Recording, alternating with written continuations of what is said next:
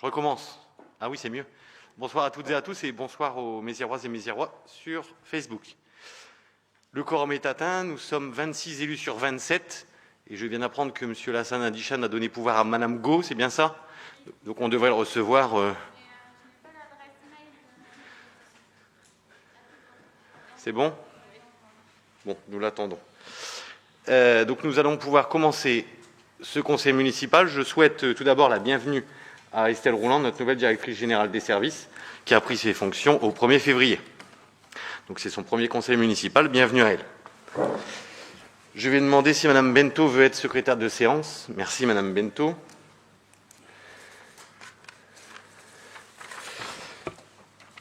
Alors, les premiers points, il s'agit des décisions du maire. Donc, vous l'avez reçu avec la note de synthèse sur les fixations des tarifs communaux. C'était en l'occurrence tout ce qui est lié aux festivités. Décision de la société Com 2000. Il s'agit de confier à une société la réalisation de 2000 exemplaires pour refaire le plan de la ville. Cette décision leur donne mandat d'aller chercher de la publicité pour financer ce plan. L'objectif, c'est qu'il ne coûte absolument rien à la commune.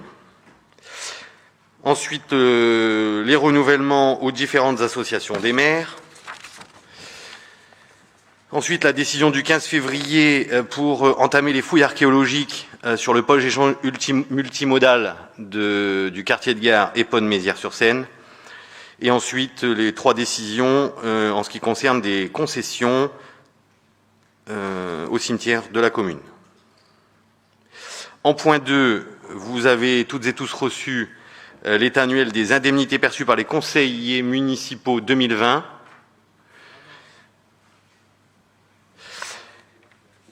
Est-ce que sur ces points, il y a des questions? Monsieur Pinchot, je vous en prie. Oui. J'ai quelque chose à toucher, non? C'est bon? Parfait. Concernant le tableau sur les indemnités des élus,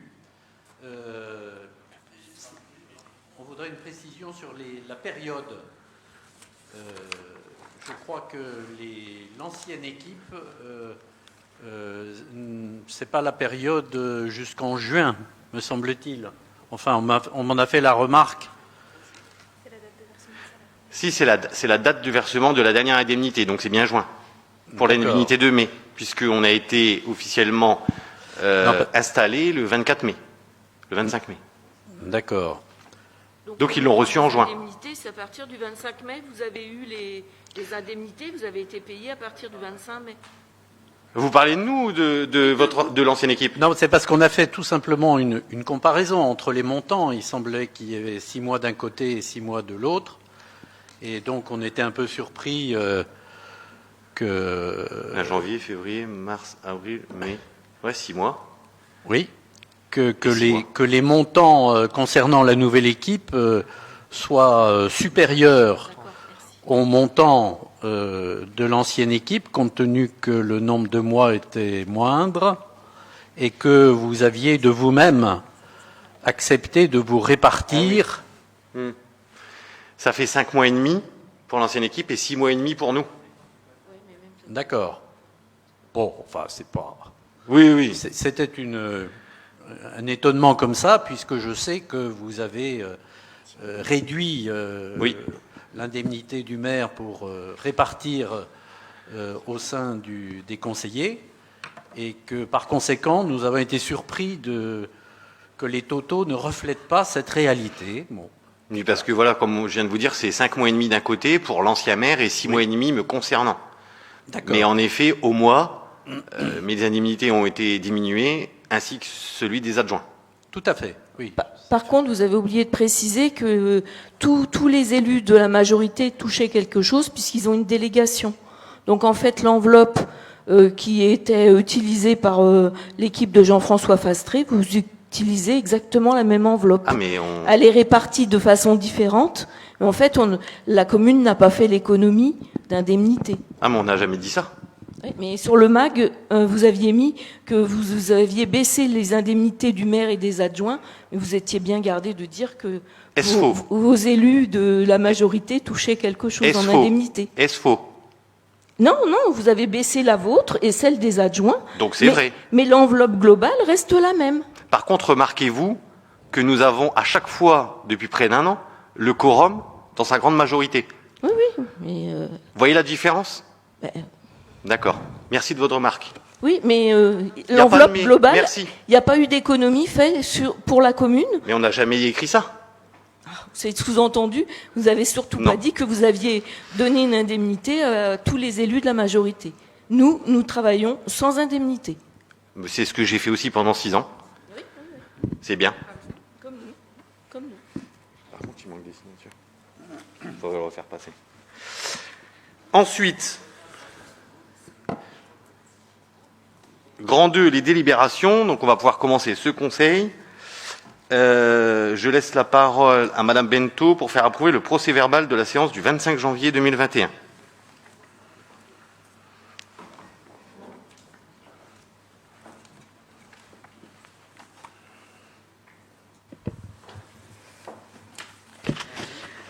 Donc nous proposons en délibération le procès-verbal de la séance du 25 janvier 2021. Ce procès-verbal a été joint à la convocation et il est soumis donc aux membres du Conseil, soumis au vote des membres du Conseil. Aussi, vu l'article 29 du règlement intérieur du Conseil municipal de Mézières-sur-Seine, adopté par délibération numéro 2020 du 29 du 6 juillet 2020, considérant que le procès-verbal est conforme aux propos tenus et décisions prises en séance, il est proposé aux membres du Conseil d'adopter le procès-verbal de la séance en date du 25 janvier 2021. Merci Madame Bento. Juste pour la régie, l'écran va s'éteindre devant. Voilà, je préviens. Y a-t-il des questions sur... Oui, Monsieur Pinchot. Oui. Alors, il y a plus qu'une question. Je vous annonce que nous ne signerons pas donc le procès-verbal, et c'est la première fois depuis très longtemps que ça se déroule de cette manière. C'est prévu par un article du Code général des collectivités territoriales et qui dit qu'il faut justifier la raison pour laquelle on ne signe pas le procès-verbal. Alors, on a déjà eu l'occasion d'échanger sur le sujet. Il y avait eu un certain nombre de demandes d'évolution qui ont été prises en compte, dont acte, mais il reste un problème fondamental qui est que désormais, d'abord, il y a eu un changement dans la méthode de rédaction de ce procès-verbal, et ce changement aboutit au fait qu'il ne porte pas l'indication du vote des élus qui se sont abstenus sur certaines délibérations. Alors donc, comme je le disais, c'est quand même quelque chose d'assez grave parce que le rôle d'un procès-verbal, c'est précisément de faire état des débats qui ont lieu en séance et, au final, des votes, puisque les débats sont là pour expliquer le sens des votes. Alors, les explications, puisqu'on a déjà échangé sur le sujet, que vous m'avez données, montrent, selon nous, qu'il y a confusion entre le compte-rendu des votes et la portée juridique des votes. On nous dit « s'abstenir ne compte pas comme suffrage exprimé ». Et c'est vrai. Et nous sommes d'accord là-dessus.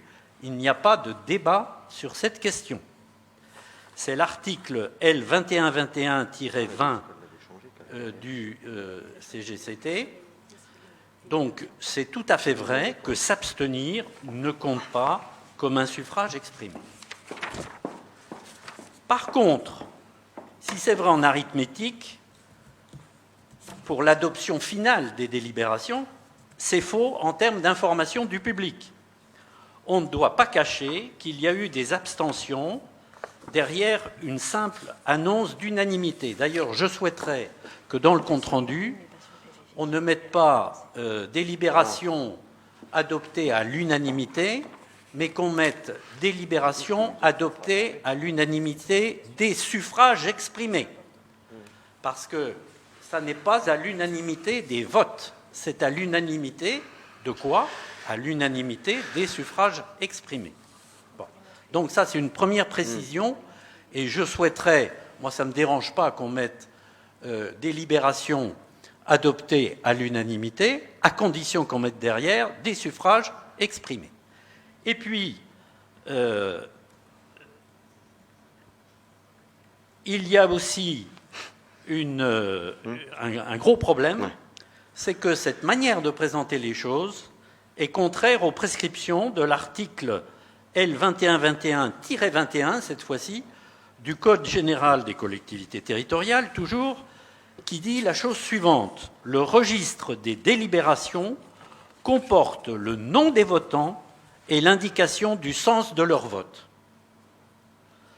Ce qui signifie que tous les élus qui votent contre ou abstention doivent avoir leur nom, leur prénom et leur choix de vote inscrits au compte-rendu et au procès-verbal.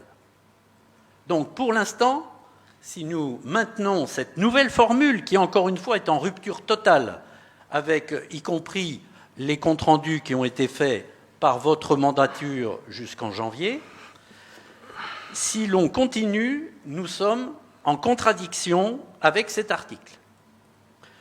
Donc, ce que je me permets de vous conseiller, c'est de mettre, puisque ça vous fait plaisir de mettre adopté à l'unanimité, ajouter quand même des suffrages exprimés, ça sera parce que ce n'est pas à l'unanimité des votes, premier point. Et deuxième point, en dessous, il faut mettre 4 abstentions, 2 points, avec le nom, le prénom des personnes, des élus. Nous avons compris, M. Pinchot. Je vais vous répondre. Des élus qui se sont abstenus. Alors, j'ajouterai un dernier argument. Si vous voulez un droit de parole sur ce conseil aussi long à chaque point, je vais être obligé de vous couper, M. Pinchot, je vous le préviens. Parce que, écoutez, c'est un point... Ça fait 4 fois que vous répétez la même chose. J'ai compris, je pense que tout le monde a compris, je vais vous répondre. Ah bah écoutez, alors, ok. J'ajoute un dernier argument, rassurez-vous. Et de toute façon, vous aurez ça par écrit avec... puisque nous ne signons pas le procès-verbal, c'est que cette manière de faire, qui est de ne pas indiquer le vote de certains élus, ne permet pas le contrôle de légalité du vote des délibérations. En effet, un élu ne doit pas participer au vote d'une délibération à laquelle il se trouverait lié par un intérêt quelconque. C'est l'article L2131-11. Dans ce cas de figure, qui est explicité d'ailleurs par des réponses ministérielles aux questions écrites de parlementaires et par quelques arrêts de Conseil d'État que j'ai à votre disposition, il est impératif d'identifier les élus qui demandent d'eux-mêmes, d'ailleurs dans ce cas de figure, à ne pas prendre part au vote. Quand il y a eu un conflit d'intérêts, en général, l'élu lève la main. Monsieur le maire, je vous signale que je ne demande à ne pas prendre part au vote. Et dans les deux cas, ces votes ne seront pas dans les suffrages exprimés. Il faudra pourtant indiquer leur nom et leur vote, ou leur absence de vote, au procès-verbal, parce que c'est indispensable pour le contrôle de légalité. Voilà ce que nous voulions vous dire. Alors, la raison pour laquelle nous ne signerons pas exceptionnellement ce procès-verbal. Alors, pour vous répondre, je vous invite malgré tout à le signer pour 2 raisons. Premièrement, si vous souhaitez, dès demain, vous pouvez passer en mairie. Sur le registre des délibérations, cette modification est à apporter. C'est-à-dire qu'il est écrit vote à l'unanimité et il y a les noms et prénoms des gens qui se sont abstenus. En effet, sur le procès-verbal, ça n'y paraît pas, mais je m'engage ce soir à le faire changer, à le renvoyer au contrôle de légalité, et ce sera modifié conforme au registre des délibérations qui sont passées au contrôle de légalité. Voilà, il s'agit d'une erreur, donc inutile de faire si long pour une erreur. Écoutez, suffisait de me le dire et voilà. Je suis heureux parce que ça fait quand même plusieurs jours qu'on en parle et Mais je vous ai répondu par mail. Je me réjouis de cette issue. Voilà. Alors, ça fait quand même 10 minutes qu'on y est. Qu'est-ce qu'on va signer? Est-ce que c'est le document sur lequel il y a les noms et prénoms des abstentions ou pas? Alors, si vous voulez, vous ne le signez pas et vous mettez en réserve que. En tout cas, dès demain, vous passerez devant l'hôtel de ville et vous verrez que le procès-verbal du 25 janvier aura été modifié et réaffiché en y indiquant ceux qui ont voté à l'unanimité. Et vous avez raison. Par contre, ça sera indiqué vote à l'unanimité avec les noms et prénoms. Je ne rajouterai pas vote à l'unanimité suivant les suffrages exprimés. Enfin, voilà. Il y aura nom et prénom. Oui. Enfin, moi, je m'adresse à ceux qui nous regardent en ce moment sur Facebook. Quand on parle d'un vote à l'unanimité, tout le monde comprend que tous les élus, qu'ils appartiennent à la majorité ou à la minorité, ont voté dans le même sens. Et c'est une tromperie que de ne pas ajouter à la majorité des suffrages exprimés. C'est une tromperie. Très bien. En tout cas, ce sera écrit vote à l'unanimité. Et si vous abstenez, ce sera écrit abstention, Monsieur Périphe-Pinchot, etc. C'est exactement ce qu'on demande et je vous en remercie. Ce sera fait. C'est dommage de... Oui, c'est dommage, oui. D'avoir dû faire... Du coup, on vous fait passer le procès-verbal pour approbation. Merci. Vous ne faites pas ça pour la signature? Ah oui, parce que d'habitude, vous faisiez passer, signer. D'accord. Ok. Donc du coup, on vous le fera signer pour que vous puissiez être certain de le signer en bonne et due forme. On le fera signer à l'intégralité du conseil municipal, au prochain conseil municipal, en même temps que celui d'aujourd'hui. Ça vous va? Parfait. Merci. Du coup, point numéro 2, il s'agit... Ah, pardon. Non, oui, c'est ça. Point numéro 2, il s'agit de l'adhésion à l'association Énergie Solidaire et au dispositif Conseil en énergie partagée CEP, porté par l'association. Je vais laisser la parole à Madame Drouet. Oui, bonsoir à tous. Donc, nous entendons placer la préservation de l'environnement et le développement durable au cœur de notre action politique.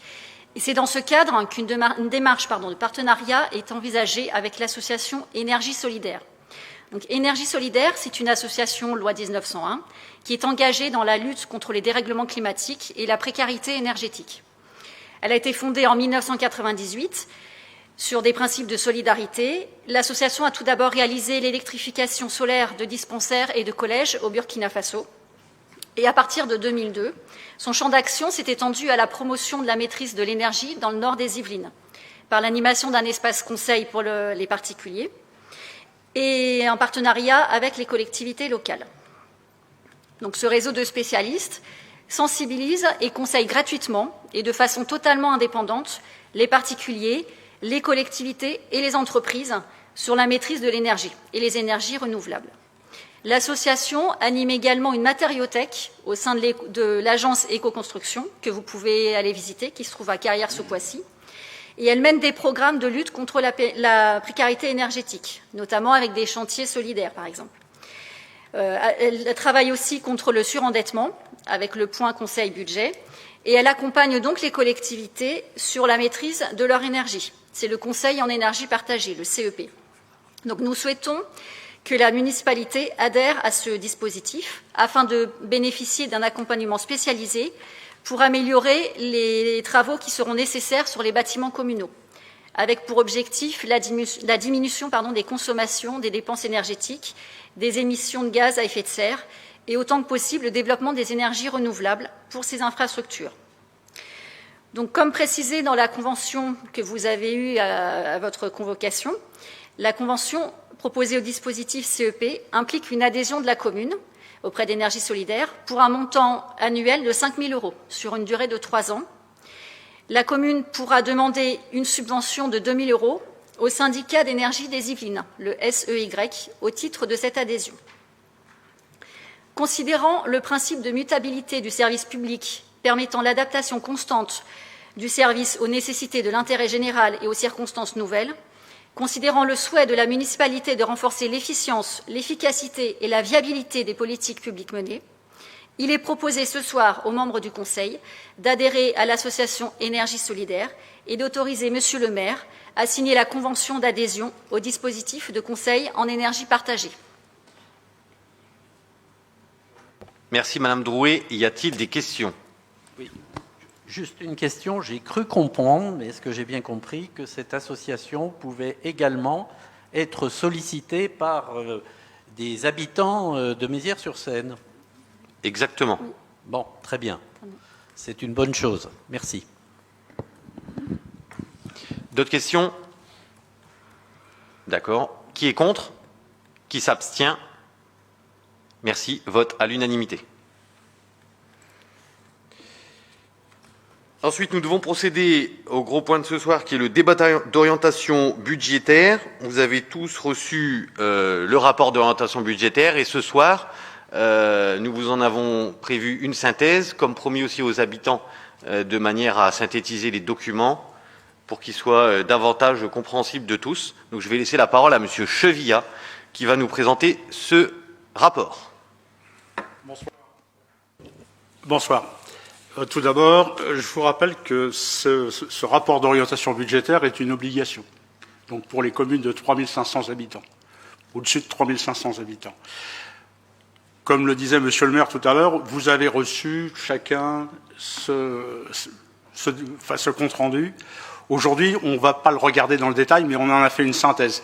Ça n'empêchera pas les questions, ça n'empêchera pas les débats. Le sommaire de cette synthèse, je vous le propose en 6 points.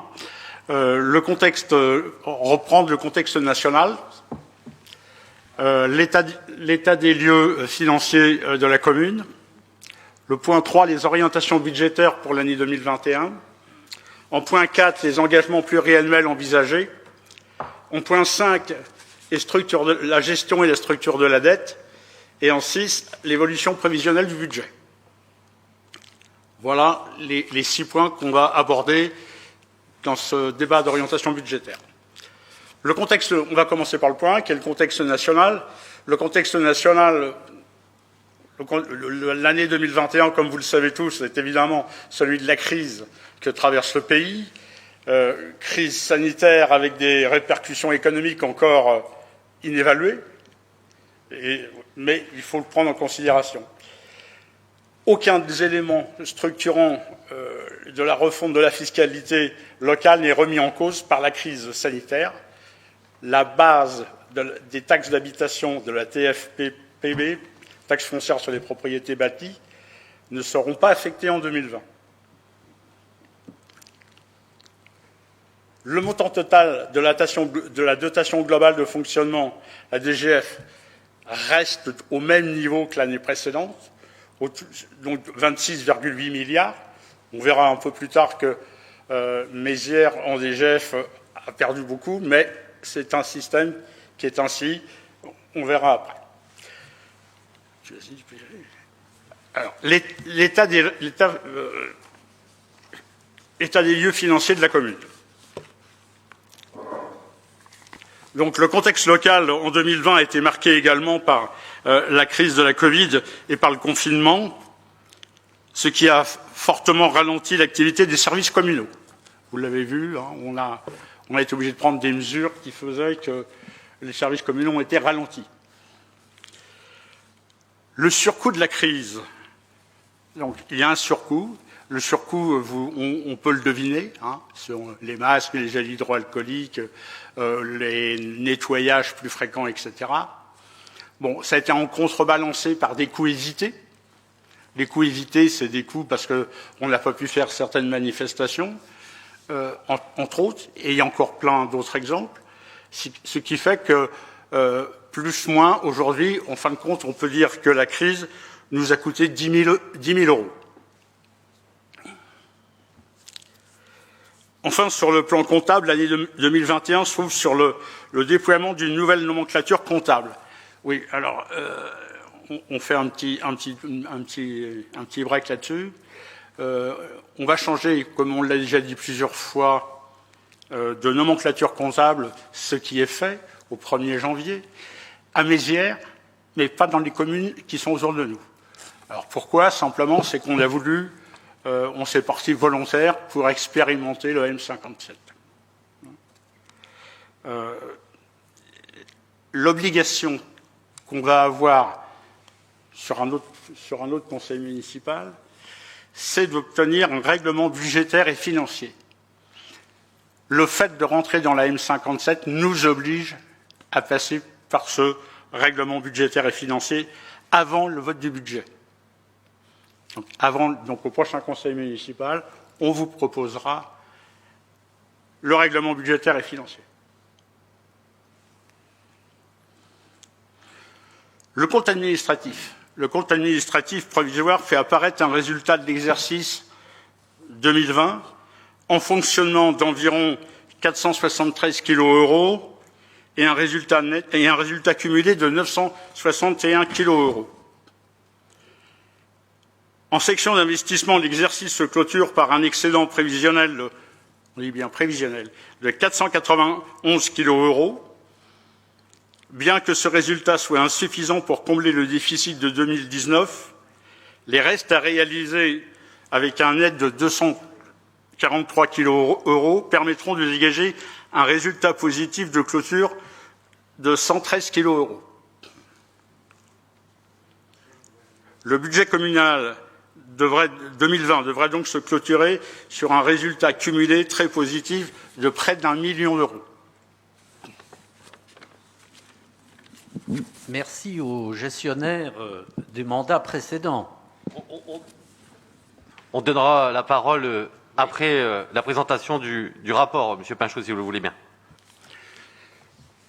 On en a déduit quand même qu'on devait de prendre des orientations budgétaires pour l'année 2021 qui sont les suivants.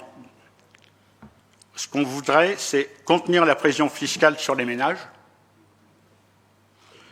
contenir la pression immobilière et conserver la proximité dans la relation aux usagers. Il faudra en débattre aussi, ça. Apporter de nouveaux services publics sur la commune et garantir la qualité des services proposés aux Méziérois. Aller plus loin dans ce qu'on veut faire, enfin les services qu'on veut donner, mais aussi assurer et améliorer ceux qui existent. Placer au cœur de l'ensemble des services communaux une politique environnementale transversale. Aujourd'hui, on va considérer que toute la partie environnement doit être au quotidien et dans tous les actes de ce qu'on fait au quotidien et par tout le monde. Déjà par nous, élus, par les gens qui travaillent pour nous, mais aussi, on va essayer de passer le message à l'ensemble de la population. Une petite projection sur le budget de fonctionnement. Simplement, là, on va voir apparaître des choses comme l'augmentation de la masse salariale, que vous pouvez voir, enfin qu'on présume même pour 2020 étant encore plus forte. Pour 2020, on l'a canalisé. Sur les recettes de fonctionnement, je sens déjà une question arriver. On a dit qu'on n'augmenterait pas les impôts et on voit impôts et taxes, une augmentation prévisible pour 2021. Alors, simplement, c'est un jeu d'écriture. La M57 nous fait changer des affectations de ligne. Le principal étant quelque chose qu'on a évoqué, je crois, en réunion de commission, ce sont les droits de mutation. Les droits de mutation étaient affectés à la ligne 7336 et elle était affectée à la 7482, elle est affectée à la 7336. Ça ne change rien. En masse, ça ne change rien. C'est simplement qu'on déplace la somme d'un chapitre à un autre. Donc, on se rassure, les impôts et taxes ne vont pas augmenter. Du moins, s'ils augmentent, ce ne sera pas par une pression fiscale de notre fait. Que dans les impôts et taxes, il peut y avoir d'autres choses. Continue.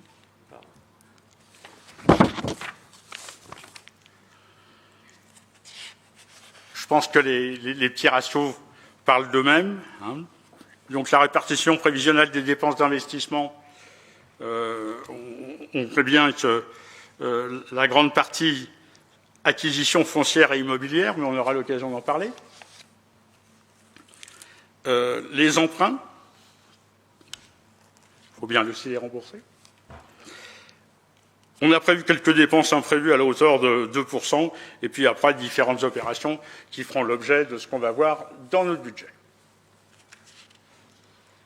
La répartition prévisionnelle des recettes d'investissement, c'est à peu près pareil, avec des degrés d'incertitude pour quelques petits points, mais c'est qu'un budget, et un budget, c'est une prévision.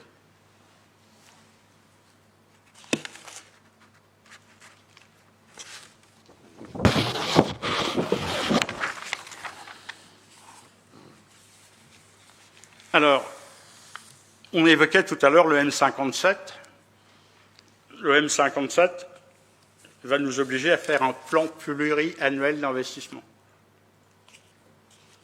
C'est quelque chose qui vous sera présenté aussi dans un conseil municipal prochain. Qu'est-ce que c'est que cette chose-là? C'est en fin de compte, c'est de répartir sur les 5 ans qui viennent les différents investissements qu'on voudrait faire. On va lister des actions, on va les chiffrer, au moins pour les plus proches, et les estimer pour les plus éloignés. Donc ça sera fait assez rapidement, ça vous sera présenté, ça fera peut-être certainement l'objet d'un débat, peut-être. Et donc ça détaillera les grandes priorités de la municipalité en termes d'investissement sur les exercices à venir. Voilà, c'est un peu le point suivant, la gestion et les structures de la dette. Donc on voit que le capital restant dû au 1er janvier de l'année 2021 est de 1 414 252. Le capital restant dû au 31 décembre 2021.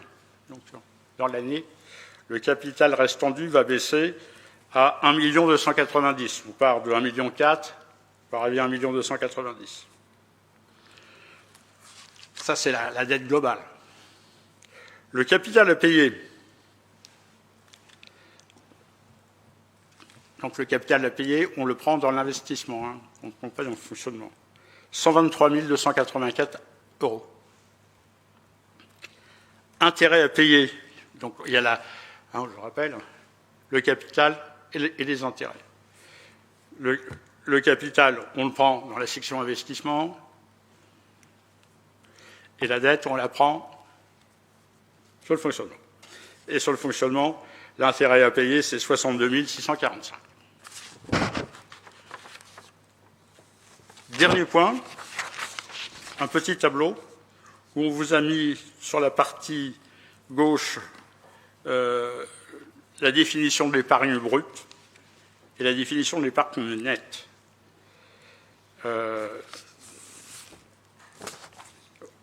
Donc ce petit tableau-là n'apparaît pas 2021 naturellement.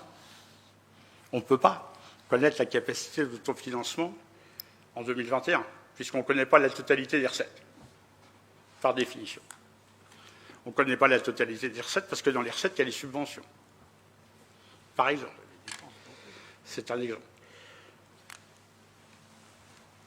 Je pense qu'aujourd'hui, on n'est pas inquiet sur la capacité d'autofinancement. Je pense qu'on va continuer à faire, sachant que, comme M. Pinchot l'évoquait un tout petit peu, on est peu endetté.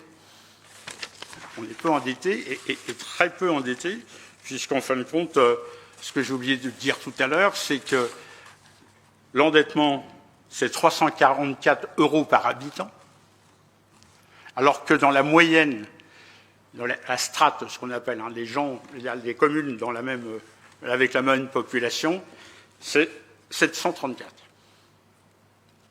€ par habitant. Donc, peu endetté.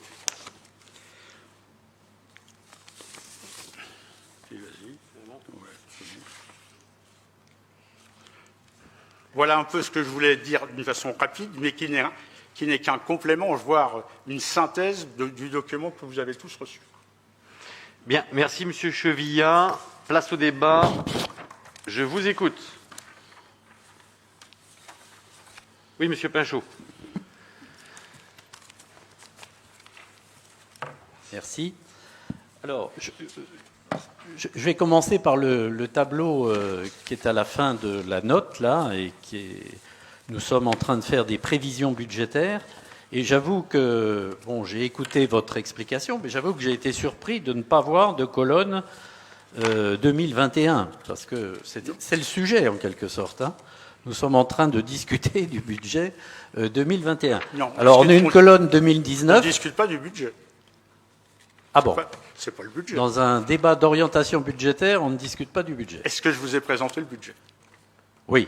Enfin, bon, on joue un petit peu sur les mots quand même, là. Hein, c'est un débat d'orientation budgétaire. Non, mais l'argument consistant à dire on ne connaît pas le détail des recettes ou l'exactitude des recettes, c'est aussi valable pour les dépenses. Vous ne connaissez pas non plus la consommation de fuel, de la chaudière, etc. Donc, on fait des prévisions. Ça me paraît un exercice effectivement risqué.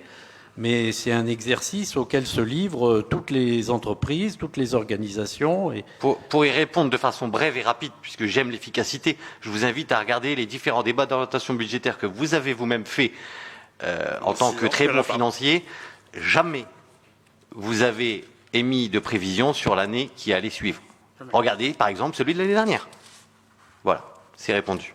Question suivante. Bon, ok. Très bien. Alors, quelques remarques.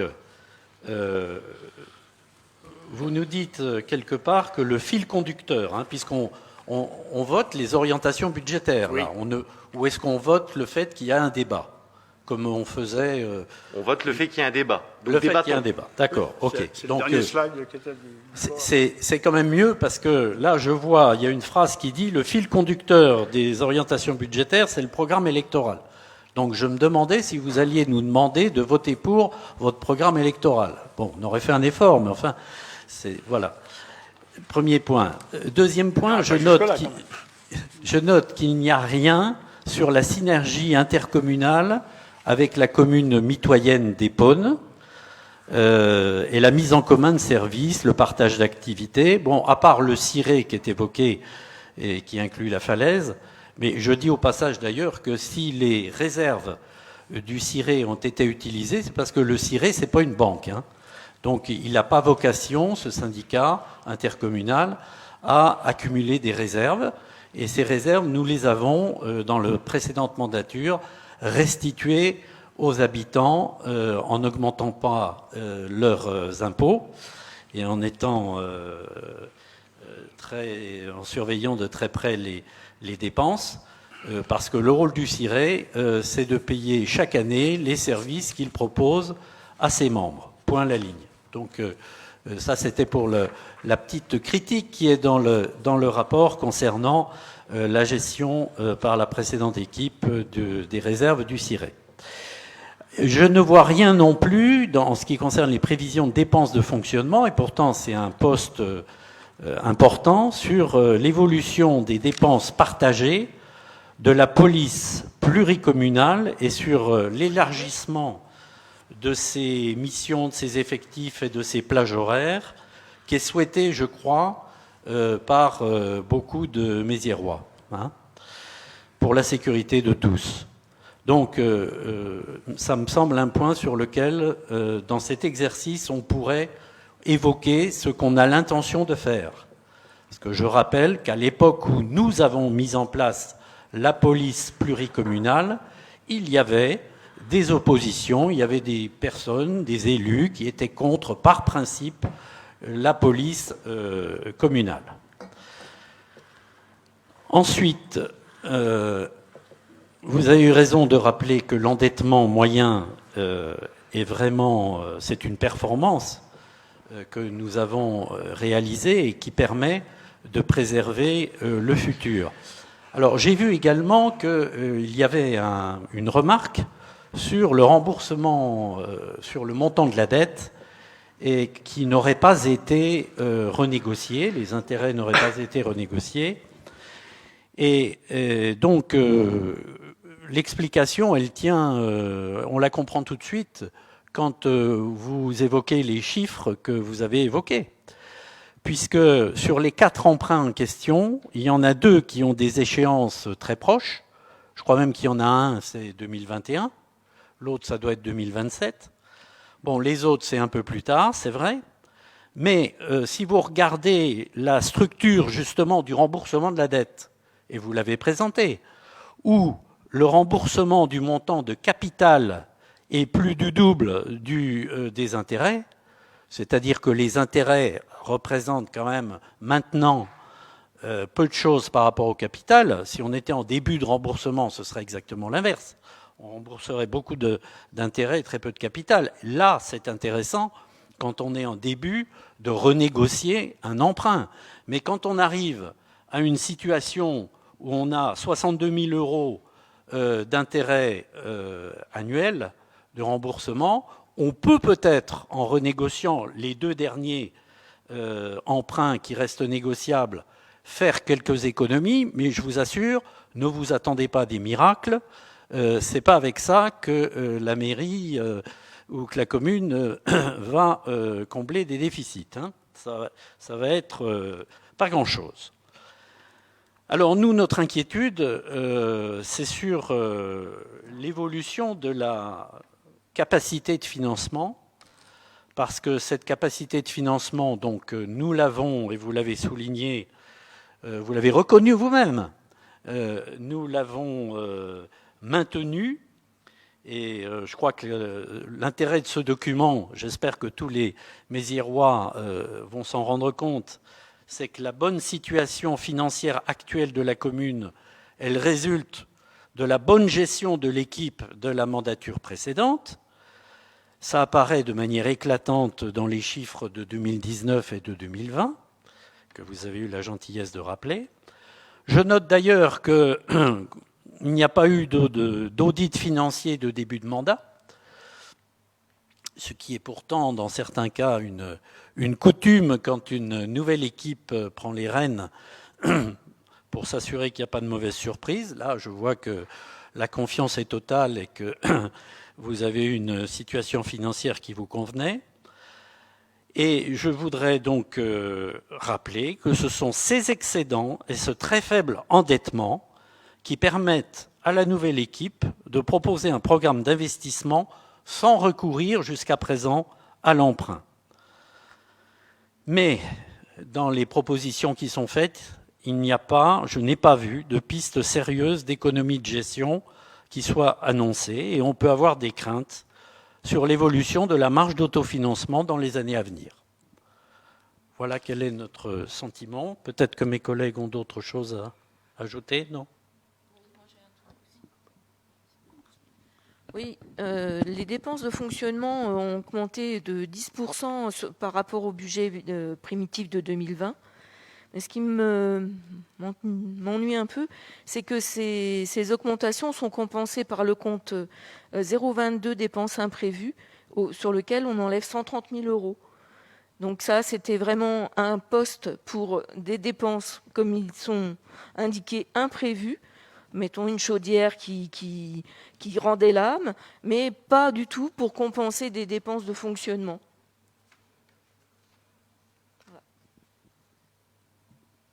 Est-ce qu'il y a d'autres interventions ou vous préférez que je réponde on réponde à tout ça Alors, on va répondre. On va essayer, du moins. Alors, pour répondre, sauf si tu veux commencer. Non, vas-y. Et tu me compléteras si... Tout à fait. Ok. Du coup, en ce qui concerne... un point bref, en ce qui concerne le CIRE, tout bon gestionnaire comme vous êtes, il n'empêche que vous n'êtes pas aperçu qu'Île-de-France Mobilité vous avez trop perçu pendant 2 ans, ce qui légitime le fait que nous avons 2 ans d'Île-de-France Mobilité à rembourser. Voilà. Donc, je vois que vous êtes de très bons conseils, mais je crois surtout que vous êtes des bons comptables et pas des bons gestionnaires. En ce qui concerne la police pluricommunale, en effet, c'est pas écrit noir sur blanc, il ne vous aura pas échappé qu'elle est pluricommunale. C'est pas Mézières qui décide de tout ce qu'on va en faire. J'ai émis le souhait, et c'est ce pourquoi aussi il y a la ligne masse salariale qui augmente, puisque j'ai proposé, bien évidemment, on a discuté avec le maire d'Épône pour pouvoir potentiellement utiliser le CSU pour faire de la vidéo-verbalisation et éviter les soucis que nous pouvons avoir, notamment dans ces derniers week-ends, et encore que on gère différemment, mais voilà, l'idée c'est d'améliorer la sécurité de Mézières, donc c'est pas écrit noir sur blanc mais vous imaginez bien que ça fait partie de la masse salariale, tout ça. Donc du coup ça répond aux 10%. Je suis heureux que ce soit dans les priorités, ça n'est pas affiché dans des priorités, c'est ça. C'est simplement pas affiché parce que ce n'est pas encore. On l'a, et vous le verrez dans le cadre de l'élaboration du budget. Nous émettons des souhaits. Maintenant, ça impactera aussi la ville d'Épône. Donc, il est normal que nous attendions, le choix de la ville d'Épône. Et tout ça, vous le verrez dans le cadre du vote du budget qui aura lieu le 12 avril. Non, si c'est le 12 avril. 12 avril. Et d'autant que d'ici là, je pense et j'espère que la convention avec la convention de la police pluricommunale sera passée. Ensuite, sur l'endettement, j'entends que vous êtes fiers d'avoir maîtrisé cet endettement. Je pense qu'il ne faut, en effet, comme dirait mon adjoint, à quel prix ? Aujourd'hui, les habitants ont besoin de services publics performants, ont besoin davantage de services, c'est le cas de le dire. Et on ne peut pas dire on a besoin de plus de police pluricommunale, on a besoin de ceci, on a besoin de cela, mais en même temps, on veut des économies. Il faut savoir ce qu'on veut. Et ne pas faire appel à l'emprunt, c'est à mon sens une erreur de gestion. Il n'y a pas d'emprunt mauvais. Et vous-même qui êtes dans l'entrepreneuriat, qui venez du privé, vous le savez certainement aussi bien que moi. Dès lors où on parle de choses valorisables comme l'immobilier, comme un terrain, comme pour le commerce de proximité, ça fera plaisir à ma déléguée Zora Imad. Enfin voilà, il y a des choses à valoriser et il n'y a pas d'emprunt mauvais. Sous prétexte uniquement de se dire je me gargarise d'avoir fait des économies et d'avoir maîtrisé l'emprunt. C'est pas notre façon de faire, c'était la vôtre. Et c'est ce qui a fait toute la différence. On n'est pas contre l'emprunt, mais avouez que si nous avions beaucoup emprunté, vous n'auriez pas les marges de manœuvre dont vous bénéficiez actuellement. C'est tout ce que je rappelais. D'accord. Vous n'avez surtout pas dépensé, y compris sur l'entretien du patrimoine communal. Oui, mais ça... Oui, mais il faut quand même le signaler. D'accord, ok. On en reparlera dans quelques... Je sais que vous avez fait un inventaire. Oui. Eh bien, ça serait intéressant de faire une séance de restitution de tous les points qui auront été... voilà. Je suis tout à fait favorable à votre proposition. L'entretien, c'est quelque chose de permanent. Ne croyez pas que parce que vous avez fait une opération coup de poing, vous allez être tranquille pendant 6 ans. Nous n'avons pas Je vous donne rendez-vous dans 6 ans. Nous n'avons pas fait d'opération coup de poing. Ce n'est pas nos principes de faire des opérations coup de poing quand on gère des affaires communales. Ensuite, pour continuer de vous répondre... Est-ce que je peux me permettre le mandat précédent a quand même construit énormément de choses sur la commune. Il y a eu le City Stade, le centre aéré. On a mis la police municipale en place. C'est quand même pas anodin. On n'a pas fait que des économies. On a quand même construit pour les habitants. Et du coup, Madame Note, vous êtes là pour faire campagne ? Et pas plus que vous, monsieur. On parle d'orientation budgétaire. On parle d'orientation. Pourquoi vous nous parlez là, vous nous dites qu'on a fait que des économies et sans rien construire. Ce n'est pas vrai. Non, on n'a pas dit sans rien construire. Non, on l'a pas dit. C'est sous-entendu. Et par contre, monsieur Fontaine, je vous avais fait remarquer que monsieur Fastré vous répondait toujours aimablement, mais là, quand on vous pose des questions, vous paraissez vraiment très agacé. Ah, je ne suis pas agacé du tout, Madame Nolte. Pas encore. Oui, pas encore. Enfin, concernant le dernier point sur l'audit financier, il ne nous a pas paru utile de faire un audit. Vous-même, vous l'avez fait en début de mandat. Vous vous êtes aperçu que c'était une erreur puisque il n'y avait pas de mauvaise gestion. La dette était maîtrisée. Vous n'avez rien changé depuis l'audit, si ce n'est serrer certainement et fermer quelques robinets au détriment de certains services. Peu importe, c'était un choix. Mais l'audit financier, nous, on n'en a pas jugé utile et on a pris comme c'était. et je fais confiance aux services pour m'alerter quand il y a un sujet dangereux pour les finances de la commune. Voilà. Est-ce qu'il y a d'autres questions ou interventions? C'est bon? Ah, Madame Gall. Ah oui, vous pouvez prendre le micro devant.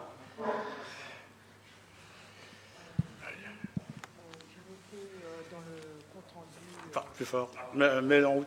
Oui, j'ai noté dans le compte rendu budgétaire qu'il y avait cet aspect du FC TBA qui consiste en quoi exactement Alors,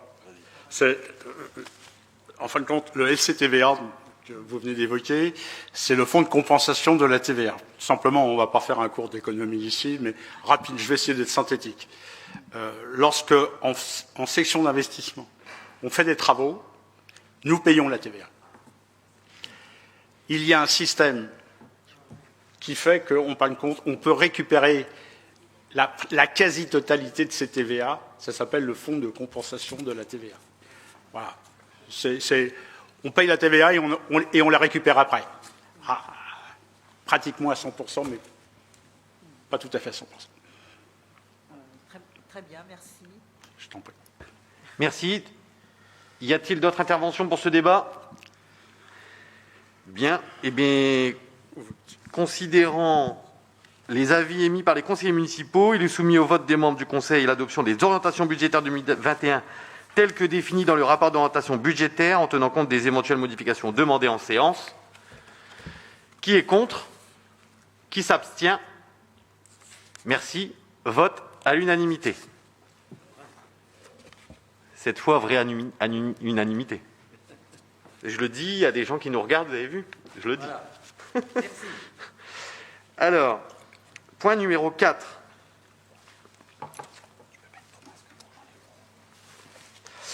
Aide exceptionnelle d'urgence au commerce de proximité et à l'artisanat communal. Vous avez vu, sur table, on vous a mis une modification du règlement.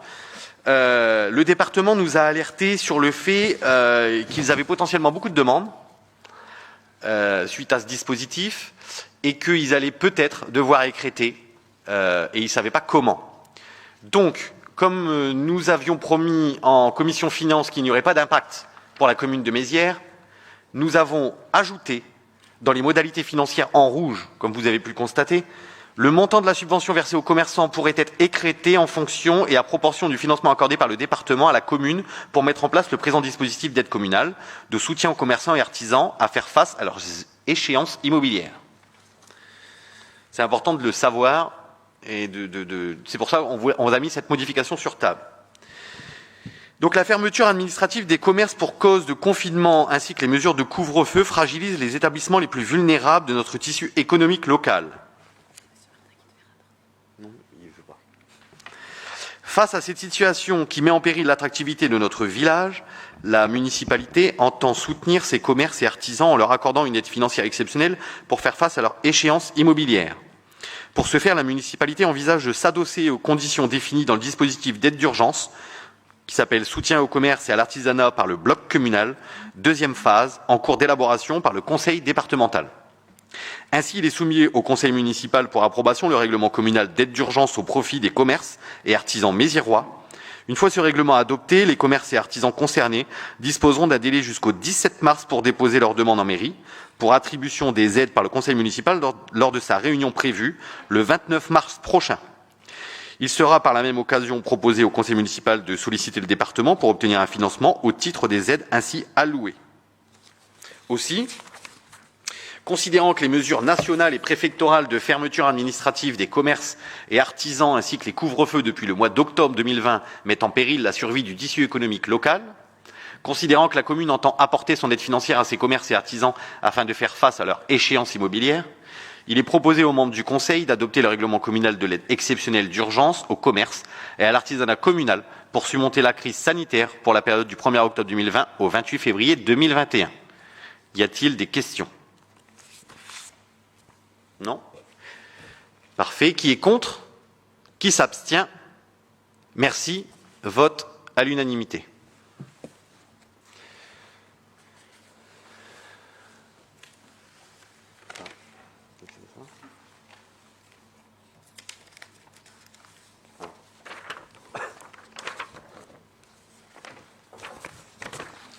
Alors, en ce qui concerne les questions orales, j'en ai reçu 2. Oui. En tout cas, j'ai reçu par 2 personnes différentes des questions. Monsieur Joseph Da et pour la liste Un Nouvel Élan pour Mézières.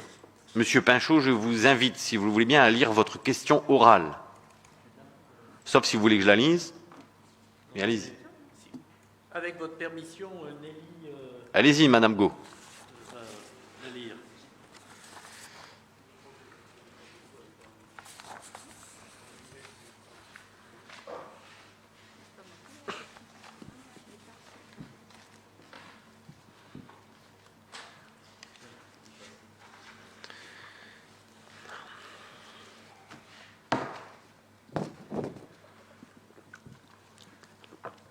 Vous m'entendez ?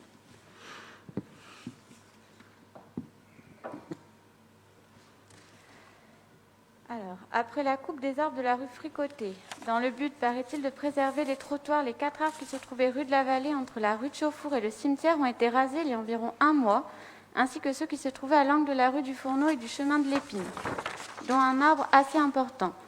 Pourtant, il n'y a pas de trottoir en danger à ces différents endroits. Les riverains ne comprennent pas la justification de ces opérations d'abattage massif. Ils s'inquiètent pour les arbres qui subsistent. Les riverains souhaiteraient savoir qui décide de ces campagnes d'abattage d'arbres du domaine public, quelles sont les raisons de ces coupes sanitaires, végétales, sécurité routière, y a-t-il un programme et quels seront les prochains secteurs touchés. Ils s'étonnent que monsieur le maire de Mézières, qui est également vice-président à GPSO du développement durable, couvre ces opérations. Soucieux de l'agrément en termes de qualité de vie et de la contribution à l'environnement que procurent ces végétaux, ils préféreraient que l'on plante davantage d'arbres dans le domaine public plutôt que d'en couper. Bien, merci pour cette question. Du coup, Madame Nold, vous allez voir, c'est là où je vais commencer à m'agacer. Non, je plaisante, Madame Nold. En tout cas, je vais vous répondre. Du coup, Monsieur Pinchot, vu que c'est vous qui m'avez envoyé cette question, cher élu de la minorité, je suis heureux de vous savoir soucieux de nos arbres et de l'environnement. Pour rappel, durant 6 ans de mandat, afin de vous rafraîchir la mémoire, vous avez abattu une bonne dizaine d'arbres rue Nationale et rue de la Vallée, pour ne citer que ces rues, cela sans en replanter aucun. En effet, merci de me rappeler que nous avons quant à nous jugé nécessaire de replanter les arbres supprimés de la rue Fricoté, et ce, sans délai. Je vous rappelle aussi, car je vois qu'en quelques mois vous avez oublié vos 6 ans de mandat, les arbres sur les voiries sont de la compétence de la communauté urbaine. Vous imaginez bien qu'il y a environ 2 semaines, je me suis entretenu avec eux, car comme vous, j'ai découvert ces coupes d'arbres, et il s'avère qu'ils étaient malades. Par contre, soucieux de notre cadre de vie, mon adjointe à l'environnement et moi-même avons eu validation qu'une campagne de plantation aurait lieu sur les 5 prochaines années, afin de combler ces dernières coupes, mais surtout toutes celles que vous avez effectuées avec un mutisme qui n'a pas l'air de vous déranger. Je conclurai en rappelant que si nous n'avons pas été là, votre équipe allait valider la disparition d'un arbre datant de la Révolution pour effectuer le projet immobilier du constructeur Pierre Val rue Nationale. Nous déplorons quant à nous aussi la suppression d'au moins 3 tilleuls dans la cour des écoles du bas, qui en plus créent des îlots de fraîcheur pour nos enfants. Enfin, bon nombre d'arbres supprimés pour créer le stade paysager Pierre Blévin auraient dû être palliés par une plantation sur autre site. Je vous remercie de votre question et grâce à ma réponse, comme d'habitude, je laisse nos habitants apprécier votre habileté à mentir par omission et à vouloir faire peur. Il ne vous en déplaise, nous agissons pour Mézières et nous agirons en somme pour ces 5 prochaines années. Oui, alors ma collègue avait raison de s'étonner parfois de votre ton, parce que je vous rappelle que ce n'est pas une question que nous posons, nous élus, mais c'est une question qui nous a été transmise et dont nous faisons écho. Très bien. Réponse. Ce sont des habitants qui, voyant des arbres abattus, nous ont saisis et nous ont demandé de poser la question en mairie, pourquoi ces arbres étaient abattus. Vous nous avez dit c'est parce qu'ils étaient malades. Eh bien, très bien, nous allons répercuter cette demande, mais je ne m'attendais pas à ce que nous fassions un décompte des arbres abattus pendant chaque mandature et plantés. C'est nouveau, mais bon, nous allons tenir un décompte des arbustes et des arbres abattus et plantés par les uns et les autres. Voilà. En tout cas, je vous remercie d'être le porte-parole de l'habitant. Et je peux que constater que pendant 6 ans, vous n'avez pas dû en voir beaucoup, pour le coup. Des habitants, mais si. C'est vrai qu'il n'y a que vous qui avez fait du porte-à-porte. Il n'y a que vous qui connaissez les habitants de Mézières. Vous êtes le phénix. Déjà, vous n'êtes pas aimable quand vous répondez. C'est déjà un manque de correction. Si moi, je ne suis pas aimable, non, Madame vous n'êtes pas Nol. aimable, monsieur. Pas du tout. Bien. La question de Monsieur Da. Monsieur Da, souhaitez-vous la poser ou je la lis? Faites attention à ce que vous posez. C'est bon, je la lis? Alors, Monsieur Da, objet multiplication des cambriolages. Monsieur le maire, vous êtes l'autorité de police administrative au nom de notre commune. Vous détenez des pouvoirs de police générale qui vous permettent de mener, entre autres, des missions de sécurité et de tranquillité. Bien entendu, sous le contrôle du préfet. Ma question est celle-ci. Il a été constaté des cas de cambriolage et des signalements malveillants sur notre commune ces derniers jours. Quelle est votre analyse par rapport à ces faits? Pourriez-vous nous dire si les caméras en place sont en nombre suffisant et s'ils sont tous opérationnels? Donc, Monsieur Da, en effet, l'ensemble des caméras de notre commune sont en service et opérationnelles. Je pense que leur nombre est suffisant.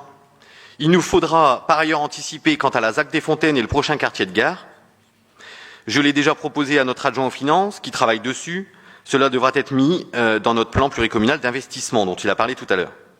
Quant au cambriolage dont vous faites référence dans votre question, sachez que dès le lendemain, donc le samedi, sur son temps personnel, car il ne travaillait pas ce jour-là, un agent de notre police pluricommunale, et je l'en remercie, s'est déplacé afin de mettre à disposition l'ensemble des caméras de vidéosurveillance à un officier de police judiciaire. Je sais que cette réquisition a servi, et je sais que les enquêteurs travaillent sur le sujet. Le maire n'a par ailleurs aucun pouvoir d'enquête. C'est donc avec confiance que je laisse les enquêteurs travailler. Au même titre que ce week-end, grâce à l'efficacité de notre police pluricommunale, grâce à une excellente entente avec le commissariat de Mantes-la-Jolie, nous avons pu mettre un terme à une fête clandestine à Mézières-sur-Seine. Je profite de cette réponse pour les en remercier, car je sais que notre commune aura encore besoin d'eux. Sachez, Monsieur Da, chers collègues et chers administrés, que mes adjoints et moi-même resterons disponibles 7 jours sur 7 et 24 heures sur 24 afin que Mézières-sur-Seine reste l'une des villes les plus sûres de notre circonscription. Quoi qu'il nous en coûte, votre sécurité est aussi l'une de nos priorités. Je sais que le message finira par se faire savoir. Eh bien, mais oui, j'avais proposé quelque chose à mon délégué en charge du. Dis-moi le terme. Je cherche mon mot. Tu es délégué à quoi? Réseaux sociaux. Bon, oui, voilà, réseaux sociaux et puis. Concertation citoyenne. Concertation citoyenne. Et donc, je lui ai proposé pour aussi inciter et apprécier ce qui se passe sur les réseaux sociaux, qu'il me sélectionne au hasard une à deux questions des concitoyens sur Facebook. Donc, as-tu une à deux questions, Thomas? Oui, j'en ai une de Madame Balmer. Monsieur le maire, je fais appel au CCAS pour la livraison de repas, car je suis handicapé. Je suis vraiment déçu par Elior. Sodexo était nettement supérieur. Là, c'est limite immangeable. Que faire? D'accord. Alors, très bonne question. Merci, Thomas. Donc, Madame Balmer, cette question est revenue lors du dernier conseil d'administration du CCAS et nous avons validé à la directrice du CCAS, et ce à l'unanimité, je crois, du conseil d'administration, qui serait proposé à ceux qui prennent le service portage à domicile de repas, une alternative à la société Prior. Il va de soi que la société Elior, pardon. Je regardais M. Pinchot, du coup je pensais à Prior. Je ne sais pas pourquoi. Du coup, Elior a des prix très très bas. Forcément, on n'est pas sur des repas de très grande qualité. Du coup, le CCAS est en train de travailler avec des traiteurs locaux pour proposer une alternative pour des repas de qualité supérieure. Voilà. Donc j'espère, Madame Balmer, que dans les prochaines semaines et prochains mois, il y aura communication, soit dans le magazine, soit sur les panneaux lumineux ou sur la page Facebook, etc. Continuez à nous suivre et j'espère qu'on pourra vous donner satisfaction. Je vous remercie toutes et tous. Je vous souhaite une bonne soirée. Le conseil municipal est clos.